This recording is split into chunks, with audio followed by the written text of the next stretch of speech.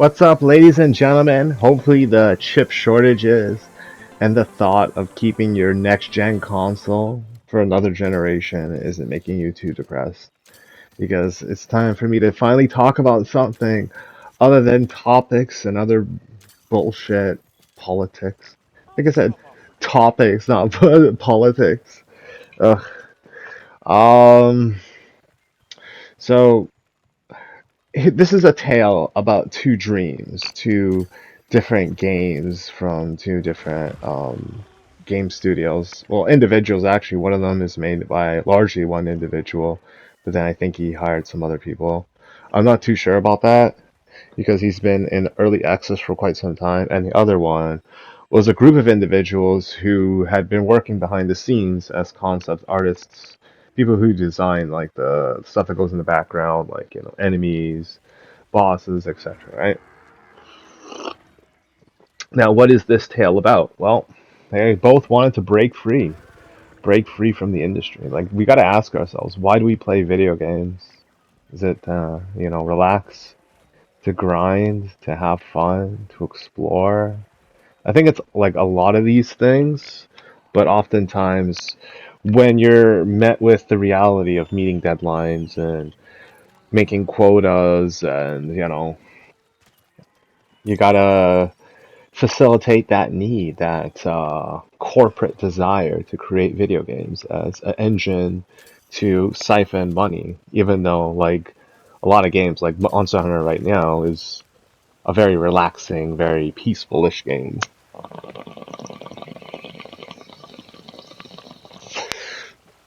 But then you have like, the live service games that are, all the rage now. Like Arc Raiders has been praised from all corners of gaming. Even like people on my friends list, I saw them playing it. It's an extraction shooter, and what that basically means is it's kind of like Counter Strike, except you keep the weapons from match to match. So it's basically like that. And instead of like fighting against the grain, a lot of times you have to just go with the flow. So like Marathon, which had its beginnings as a very deep, but like like the engine was very complicated and complex for its time. It had like true 3D levels. It had mouse look in a first person shooter when at the time that was seen as like an oddity. Like I was actually gonna get footage from this game called Overload, but the game crashed, and I just like whatever. I already had like footage from all these different games, Bloodborne, Monster Hunter Wilds, Rise. I just said fuck it. Just wanted to talk about this topic because it's so important to what I want to do with my career and stuff. Because like I drag my feet too when it comes to making my game. The philosophy behind it is more isn't better. Sometimes less is more, if you know what I mean, like graphically speaking. So the tale that I'm trying to get at is between two games. One is Forever Winter, and the other is Beta Decay. Now, these games aren't actually in competition. I'm just making a comparison, and I'm gonna link a video that's more concise. It's like I think a 9-minute video by this other YouTuber, and I was like watching it, and I'm like, wow, that's exactly how I feel. Because when I started watching Beta Decay and started, getting into like the video after video, like I've been down that path before, and it was with Forever Winter. And what dissuaded me and made me lose my interest with Forever Winter was even though like the world was very gorgeous, like the graphics were insane, like all the creations are a step above like its contemporaries.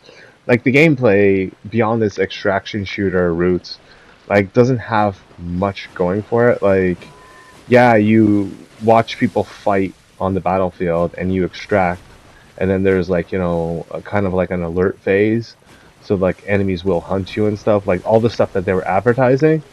was kind of coming true, but it didn't really pan out, I think, the way they wanted it to. And a lot of the reasons why I think it has that problem is it's gorgeous. The game is running at, I don't know if it's Unreal 5. I think it was made with Unreal 4. I could be mistaken, but it might be running on Unreal 5. You know, has all these like, crazy ass lightings, the smoke, the weather effects, the field of view. It's all very well done. Like it's very much a Terminator meets Geiger-esque warscape landscape. Like the best way to describe it is to just, see some of the concept art. I know that's like a lazy way of me saying it, and like, yeah, I could show you the gameplay on my PlayStation, just like rip the footage off of some YouTube videos or whatever and put it in my Share Factory, and then just like upload it that way, which is like, whatever, dude. Like at that point, I did that before, and then the quality was just like garbage. And I was just like using it to show like the intro to Elden Ring. Which yeah, backfired because the quality is just like terrible. Excuse me, but what I'm getting at is you see, like, if you're trying to make like soldier models, vehicle models, giant mech and gunships, they have drones, they have like this type of hunter killer dogs that are like, these cyborg, drone whatevers, and they're just scary and shit. Like it takes like a lot of effort, and you can tell that, you know if you have a game like that, like not only you're gonna need like a lot of people to help make it, but the more you have, the more mistakes you're going to make because of how many things can go wrong. Like you can have like collision detection, so like, vehicles or whatever can't like, go past, certain obstacles and this and that. And I say that because like look at the levels and they're so complex. Like a game like that would very much benefit from a parkour-esque system or like a type of, I don't know, rooftop or subterranean system. Now I could be misspeaking because I actually haven't played the game. I just watched, YouTube videos and streams of it. So from what I've seen, it's non-linear, but it's like it has its problems with like, scalability or like, where you can and can't go basically. And then on the other side of the spectrum, you have Beta Decay. Now what started as a project, a love project from like one person. Like I think he hired other people. I could be wrong about that, but like the difference is the graphics in Beta Decay, despite running on the Unreal 5 engine, and I was like looking into it today like a lot. The graphics are PlayStation 1 meets I don't know, PlayStation 2, I guess. It's like it has those like kind of like weird effects, right? Because back in the day we never had sourced lighting. Like everything was like a flat, tone, and then you just like color in the textures to make it seem like, oh, there's this light post lighting up this like room and stuff. And then when you have like, colored lighting or whatever, it was like, kind of like a novelty thing. I don't know who did it first. I think maybe Nintendo 64 did it first, talking some of that trash. But like it is a very antiquated, looking game. And at first glance, I was like, because I'm just thinking about it from a commercial standpoint. This doesn't look like much. It's dark. It's very gray monochrome, and yeah, like the lighting and the effects are nice, colored, effects, whatever, right? It's very very noticeable when you shoot enemies, like the soldiers, and you see like the blood effects. You can shoot off limbs, and the difference between these two games, right, beyond the graphics, is like how Beta Decay approaches its gameplay desire. So I think it's also an extraction shooter, although I could be wrong. Like I think it's more focused on a PvP kind of like the extraction shooters that we have nowadays, right? whereas Forever Winter was, it started off as a prototype as the same thing, but I don't think it like really supported the whole aspect of having two teams on the same map. Like I think it was always just one, player team versus like NPCs and stuff, and then like you'll have like a bunch of scripted battles around them. And that's like to change the whole aspect where the dynamic wasn't player versus player with like NPCs to like, make you look out, watch your back or whatever, and to collect, resources. Now the main focus is player versus player. But yeah, that's how I see Beta Decay. Like it's more of a player-driven game where they're pushing for like a super huge player count on PC.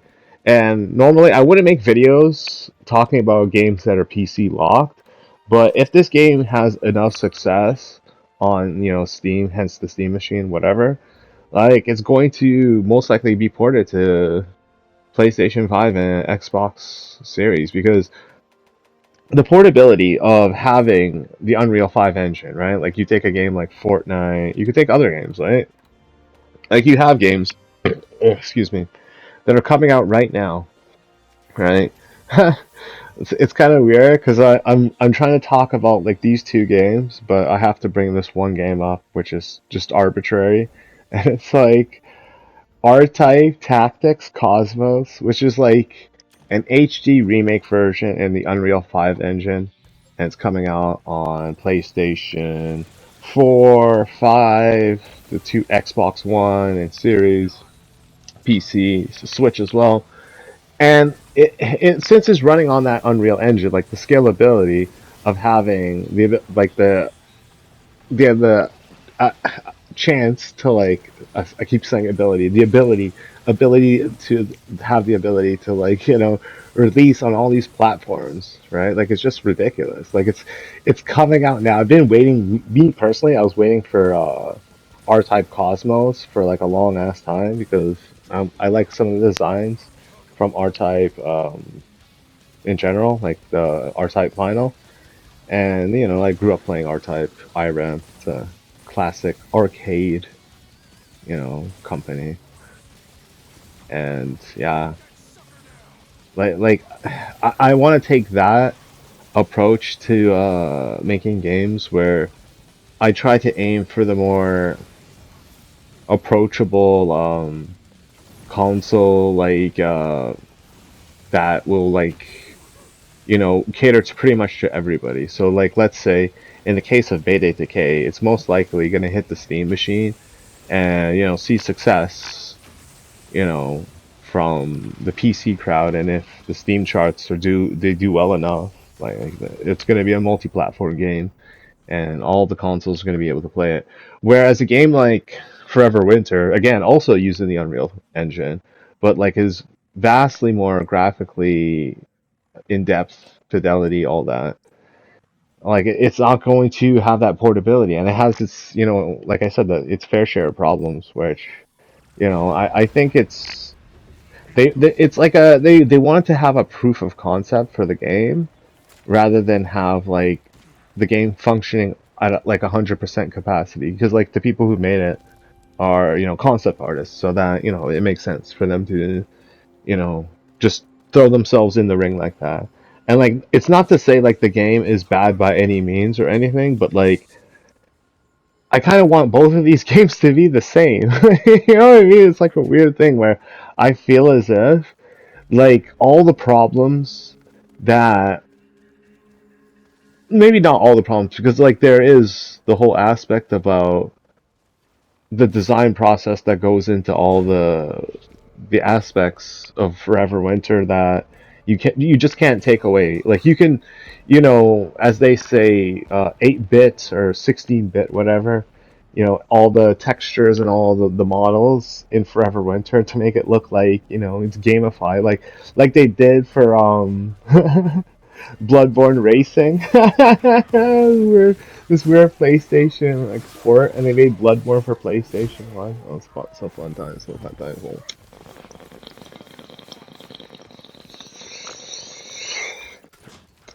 but I just In a perfect world, excuse me, Beta Decay is going to release, right? And it's probably going to have like one of the largest fan bases like gaming has ever seen outside of Grand Theft Auto and like all those other like very loved titles. I don't know, Final Fantasies, I guess, right? Like it's gonna have one of those fan bases, and you wanna know why I think this is the reason why? Now, I'm an old person. I'm 40 years old, right? I look at a game like Forever Winter. I'm like, wow, this is amazing. Like the design aspects about it, like the creativity behind it, right? But I'm pretty sure if I showed it to like a younger person, even though they'd be able to appreciate it more or less, like they grew up on Minecraft, and like I'm not trying to throw shade at that. Like that's what they grew up with. Like I grew up with Super Mario on Nintendo, or some people grew up with Sonic, or people grew up with I don't know Banjo Kazooie or whatever on the Wii U, like some rabbits, Crazy Rabbits thingy. You know what I mean? Like kids grew up playing kids games like Lego games, this and that, right? But like Minecraft is one of those very unanimous type of things. Like it is pop culture, theater, if you will. Like you have the movies, you have the whole, fan base, etc., etc., right? What I'm getting at is the graphics in Beta Decay have that Minecraft-esque flair to it. Like, even though the creator was aiming for a PlayStation 1-esque, look to it, it uses voxels, which is the same technology behind Minecraft. So you have the whole destructible environments, destructible well, defragmentation on your character models, I guess vehicles as well. It even goes into greater depth with vehicles where instead of, and this is what I like, and I want to put this in my game, if possible. Most likely I'm not that smart, and I can't program this in my game. But it's like the thing I hate about like games like Battlefield and like Battlefront, just Star Wars version of Battlefield, is that like you see a vehicle, right? And you're like, all right, I'm gonna drive it, and then you go up to it, you press a button, and you magically teleport inside the vehicle. There's no animation for you to like, go inside of it, like Grand Theft Auto or Lost Planet, and then that's it. Even Lost Planet 2, like it tried to have that, like it's not the same. It's just like you press a bunch of buttons and then you turn the mech on. Like this one, you're in the cockpit and you have to flip the switches and turn on your power and I don't know, your windshield wipers and your headlights. It's really cool. Like, and I'm pretty sure it's like that with the helicopters and the tanks and stuff. I haven't seen the helicopters and the tanks. I think they're just showing off like the mechs because they want, people to, mechs are cool, right? But like, yeah, I don't think I'm smart enough to put that in my game. I can't do that. I want to. It's so advanced. And like the ambition behind it, rather than just make. And I'm not trying to diss. Like I have nothing against Forever Winter, and I want you to know that like, okay, I'm gonna share a video from a YouTuber, right? And he shares my sentiment about it. It's like, well, he was more into it because he was a backer of Forever Winter, so his disappointment is probably more credible than mine. 'Cause it's like I'm just watching it from the outside, trying to like figure out what kind of video game I want to design and this and that, and so on and so on. But I'm telling you, it's going to be the most important video game to ever release ever.